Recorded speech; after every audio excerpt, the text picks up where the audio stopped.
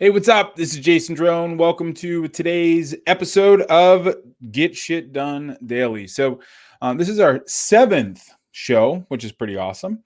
We started last Monday, 5 last week. And starting today, we're kind of going to go on a B2B service kick. So last week we talked about paid traffic, we talked about lead generation, we talked about a number of things. All of that stuff is getting transcribed so we can add it to the website. But today what we're going to do is we're going to talk about promoting business to business products and services online. And obviously, it is a very good time to be talking about this because so many people are out of work and working from home and without jobs, and they have skills and talents and everything else that they can use to help businesses grow, do fulfilling work from their house that they get paid for, all of that happy fun stuff. So kind of how we're going to go about this is there was a blog post that we wrote a while ago. So let's throw this link in the chat box here. So this is the blog post, how to promote B2B products or services right now.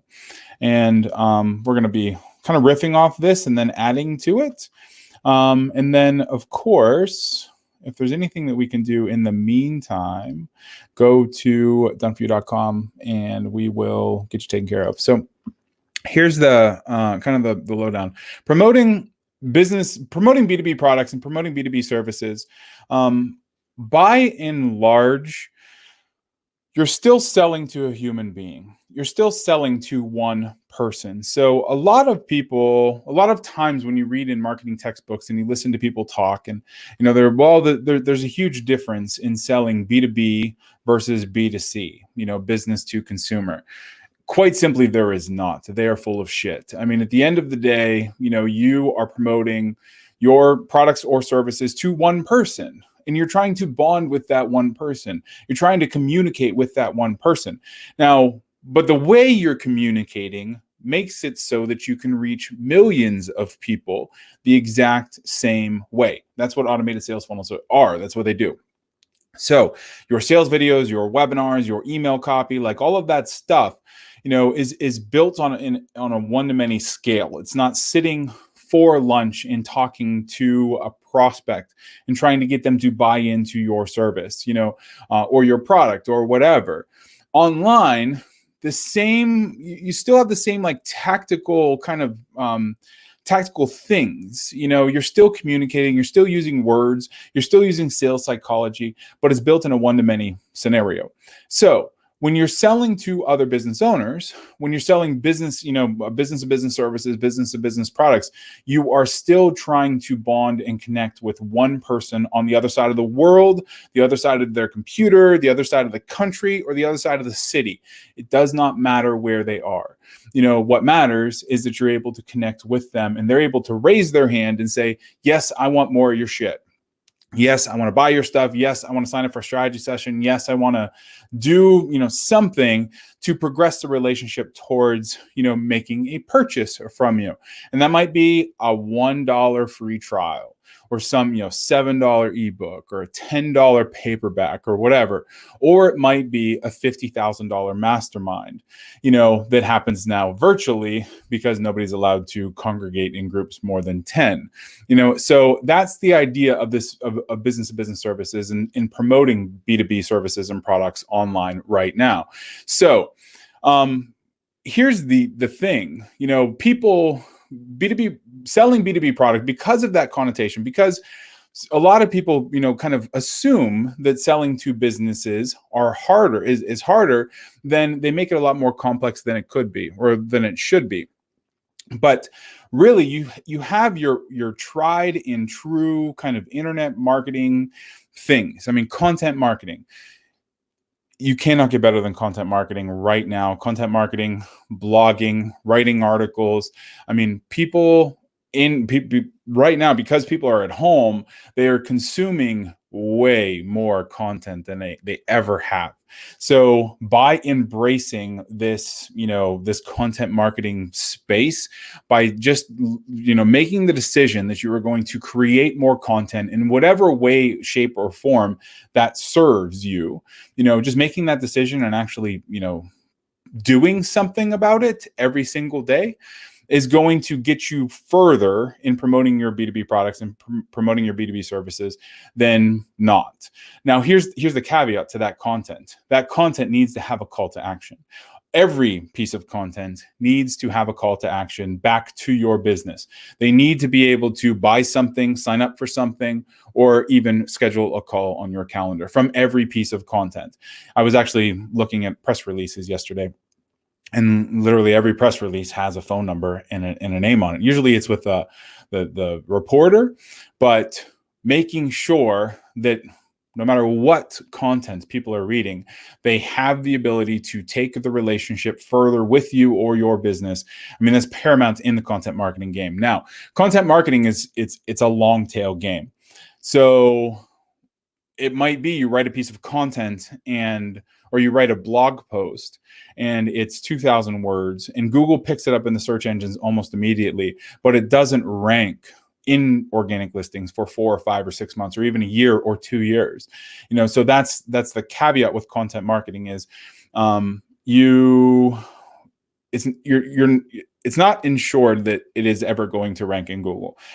It might never get you traffic, but you have your 80-20 rule. So 20% of the content that you write is going to result in 80% of the traffic. I was actually just looking through, analytics for Done For You earlier today and coming up with this, this idea for a live stream, because really I talk about the same thing just in very different ways over and over and over and over again.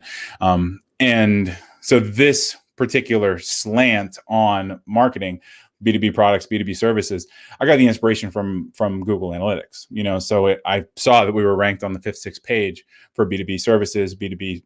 I was like, well, I can just write a piece of content there, or do a little video, split the video up into segments, and then drop it in between each of. If we're looking at the blog post here, I can just drop it between each of these subheadlines. So right here, in a week or whenever I actually get a chance to do it, it's going to be content marketing and then a little video segment and then about content marketing. Then we're going to go to the next piece. So what I'm doing is I'm actively creating content and editing this blog post, which it gives me bonus points in the search engines.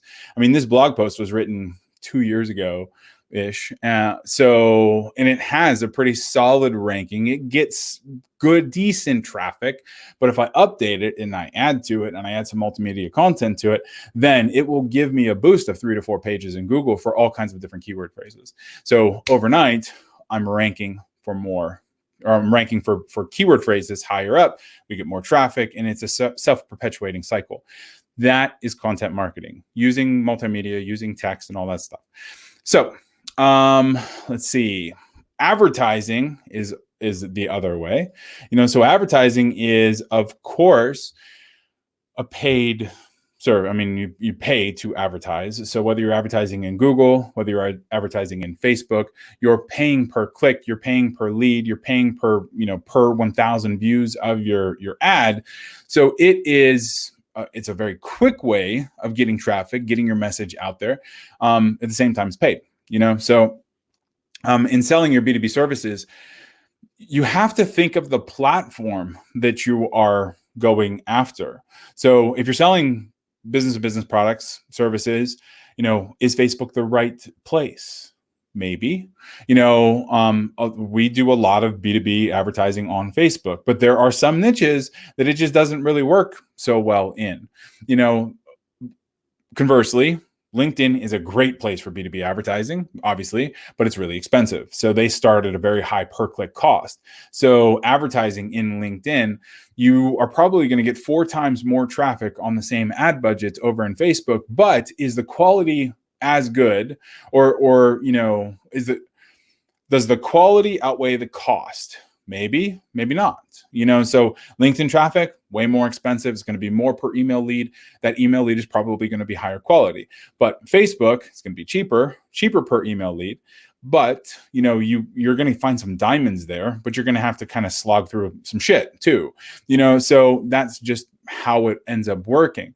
Now, the middle of the road would be Google. Google is search based. So if somebody is going to Google and typing in your service, keywords related to your service, then you're going to get some really great results, with it. But again, some niches, some keyword phrases are way more expensive than even LinkedIn. So in promoting your products, your services, you have to really consider, where am I going to get the best bang for my buck?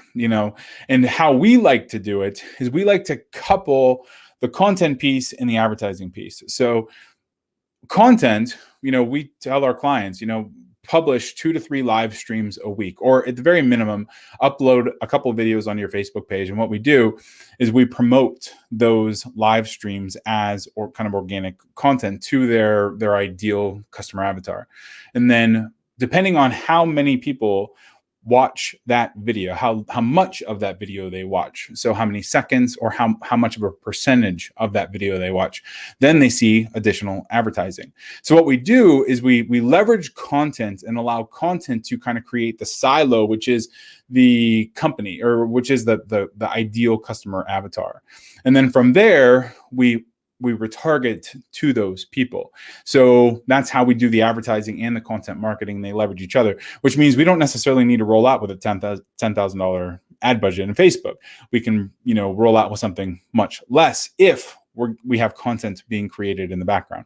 So now, in terms of effectively promoting B2B products, first of all, you want to be clear, you want to be creative, so you want to cut through the noise. There's this thing in sales, like this thing in NLP actually called pattern interrupts. So what you want to do is you want to break somebody out of the pattern that they are kind of scrolling through their newsfeed in. You want to break them out of it. And then you can move them into the message that you want to move them into.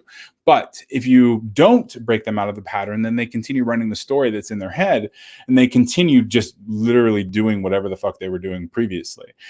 So the pattern interrupt is a very important piece. You want to make sure to be creative, throw in a pattern interrupt in your advertising, in your stories, in your sales material. But at the same time, you want to be clear. You want, because a confused mind doesn't do anything. So you want to make sure that you have clarity around your offer and what you're, what you're putting out there, so that they can understand it easily. Number 2, you want to be where your users are. So we talked about this already a little bit, but if your primary demographic is over in LinkedIn, advertise in LinkedIn. If they are or could be, in Facebook, then advertise in Facebook. And one of the best ways, is if you have some customer data, if you have some email lists, then you would upload those email lists into Facebook and then create a custom audience, and then spin a lookalike audience out of that custom audience, so that you're advertising to 2 million people, just like your data, just like, your email list, your buyers or whatever. That way you can advertise to the people who need to be advertised to, who are used to seeing your brand, or used to seeing you, or used to seeing things like you based on the 2,000 data points that Facebook has. So it's a nice way of using Facebook, leveraging the lower click costs, but at the same time, advertising to the people who need to be advertised to. So here we have a little graphic. So we have Facebook, Google, CNN, Bing, LinkedIn, New York Times. Let's see, go to paid marketing. All right, so that would be Facebook ads and Google ads, and be responsive to customers. There's actually something super, super cool. So over down in the lower right-hand corner, we have this little chatbot, and we have closed some pretty good deals from this chatbot. And in looking at this being responsive to customers, being responsive to prospects, every time, especially right now, that you can allow somebody to interact with you, or interact with a rep, somebody, interact with anything through your business, because of your business, whatever, it's a good thing. So a lot of even the coaching calls and the way people are, sales calls and stuff that people are doing right now, they're jumping on Zoom. And even though there's a lot of weird bandwidth issues and internet, that is kind of being spotty and in and out and whatever, people are craving the human connection that is, kind of a face-to-face conversation. So in being responsive, even in a B2B sense, people still want to talk to a human being. So one of the things that we look for from a sales psychological standpoint, we look for social proof and we look for credibility. So social proof, a lot of times there's those little tickers that kind of come up from the bottom of websites that say, Sue just bought this thing, and then it waits a minute, and so just downloaded this PDF, and then it waits a minute, and then it says blah, blah, blah, So what it's doing is it's showing you social proof as far as the web page goes. It's basically letting you know that you are not alone in wanting to buy or buying that thing. The same with, like buttons and all of that other kind of social proofness. The chat that you put on a web page, there's so many platforms that let you do it now, but I would say if you're selling a business-to-business product or a business-to-business service, install chat on your website. Do some sort of conversational marketing. Let website people come and start a conversation if they need to. Pure Chat is one that we used a while ago. Drift is what we're using currently. It's expensive, from a per month basis. It is way paid for itself for us.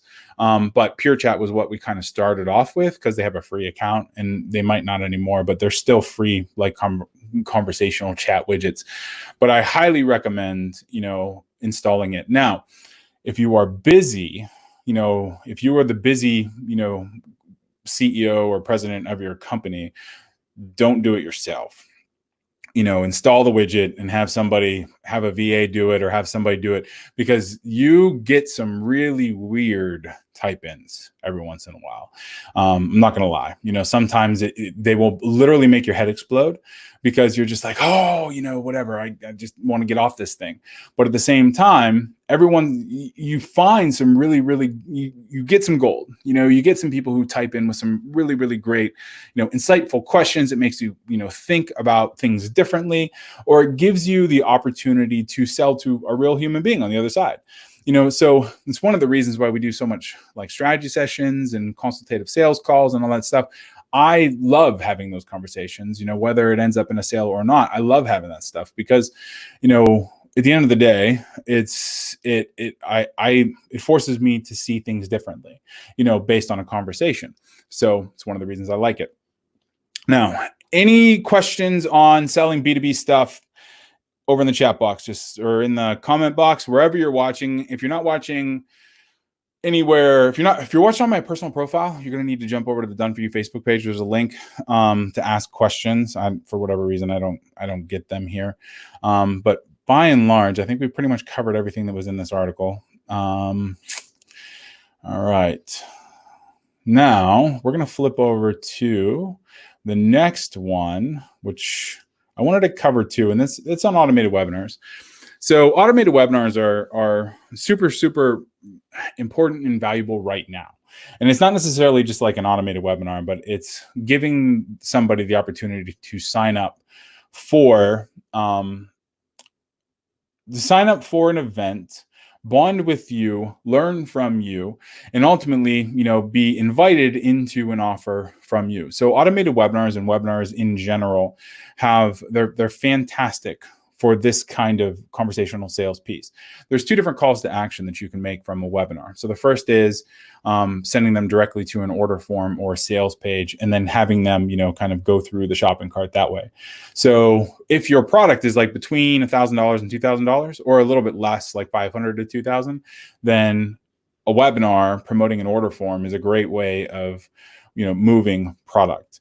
If the product or the service is above $2,000 or is complex, meaning there's a lot of moving parts, or meaning it needs to be customized to your end user, to your prospect, then really you need to, the call to action needs to be on a sales call, so sign up for a sales call, sign up on my calendar, and then go from there. So then on the sales call, you kind of, there's lots of ways to sell on a sales call, but we tend to go like a scriptless approach, where you just have a conversation, you kind of identify needs and problems and solutions, and then you work through those solutions. And ultimately, if it works out, it works out. And if it doesn't, it doesn't. And that's okay. You can be diligent about following a sales script, but it's not always the thing that so we've seen, so we've dealt with a lot of clients, and we've seen scripts totally backfire, where agents and salespeople and business owners were literally just talking themselves out of sales. They were straight up 180 talking themselves out of a $10,000 sale or a $15,000 sale, because they weren't listening. They were so busy reading, and trying to wedge their conversation into that sales script, that they didn't actually listen and internalize the words and help. You know what I mean? So they were just spouting shit, and then they turn. So when you're listening to the recording, you're like, you can hear the prospect. They're moving closer and closer towards that sale. And then, you can almost hear the chair move as they're like reaching in their back pocket to get their wallet out and get a credit card. And then like the rep says something fucking stupid, and they're like, oh, wait. And they put their wallet back. You can almost hear it. And then just because the script told them to. So in your consultative sales calls, you want to make sure, that you are listening as much as you're talking. So automated webinars, you want to make sure to use the right call to action. That's pretty much what this article is about. But the webinar is an event, and your webinar is really where you're going to be pitching a lot of B2B services. And that's why I wanted to kind of tag team, these two articles. So your B2B services, your B2B products, your customer, your target market, they're going to be expecting a webinar, especially for a higher ticket thing. So being that it's an event, they will show up for it. Now, one of the things that we've been doing is like on-demand webinars. So they're still automated, but they're delivered immediately after somebody opts in, which means that you're going to get 100% of registrations are actually going to attend the webinar. If you don't do it that way, if you schedule it every 15 minutes or every hour, then you're going to find that you're going to have like a 50% drop off for people who sign up and then don't attend. And if you actually schedule it way out in the future, like tonight or tomorrow, then you're going to see 35% show up rates.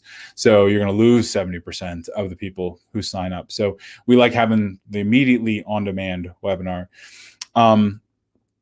With webinars, you naturally increase your likability. You'll deliver valuable content through the presentation. And really, by the time you pitch, you already have a captive audience. They've already learned something from you. They know who you are. They know what you stand for. They know oftentimes what your why is. So they've already kind of bought into the idea of you and the idea of your brand and your business. So you can transition into that sale really, really well. Now, when an automated is a good fit is when, well, first of all, you're kind of sick of giving live webinars. I mean, there was a time that we were promoting a product, and I stopped counting at like 65 webinars that I delivered in like a 4-month span. And it was like every Monday, Tuesday, and Thursday, we were doing a live webinar at 9:00, and the webinar would go until 10:30, after some Q&A. And then like, I kind of started it started sucking, Sales were great, but just being up that late and having to perform, quote unquote, that late every day, I'm just not geared for it. So that was before the automated webinar technology. And since, then we switched to automated webinars, where we used a platform like EverWebinar, and we used Stealth Seminar to deliver those automated webinars, and people could sign up for them. And now there's all kinds of platforms out there that do the automated webinars. But what we have found is just a very simple kind of 3-page setup, where you have your webinar registration page, your webinar room page that actually delivers the webinar, and a webinar replay page. Works just as well. Like you can even throw a little timer so the video starts when it's supposed to, but you don't need any complex software anymore to do it. The reason you have the webinar is simply to generate the lead, bond with that lead, and then transition into a sale and sell as many people as you can. Now, some automated webinar tips for conversions. You want to find the right call to action. So if the offer is above $2,000, you want to send them to a strategy session sign up that is either a strategy session sign up page or directly to your calendar where they can book a call, or an application, which is what we do. If it's below $2,000, you can send them to an add to cart, or like a sales page, or an add to cart, an order form, and then they can enter their credit card in. Automated. So yeah, if your offer is less than $2,000, $1,000, $2,000, then you can just go right to an add to cart. So that's really about it. How frequently should you have an automated webinar? Like I said, we've been doing them on demand, and that's really, I think we covered most of the stuff. This is a really long article. We've edited it a couple times. So, now, any questions? If you have any questions, go ahead and drop them in the comment box. I got a jet in 4 minutes, so I have a client call. So we're going to get that up and running. Let's see. If you want to set up a time to talk to someone on my team, set up an action plan, go to doneforyou.com/start. And if you want to ask questions for tomorrow's show, go to doneforyou.com/GSD. Now, tomorrow, I'm not real sure what we're going to talk about. So I think tomorrow, let's see, we have some of the ideas. I had flash sales. Oh, we're going to talk about how to become a business consultant. That's it. That's what we're going to talk about. How to become a business consultant. Yeah. And if you have any questions, let me know. There's a chat box on Done For You. Sign up for an action plan call, doneforyou.com/start. And I will talk to you soon. All right. Thanks.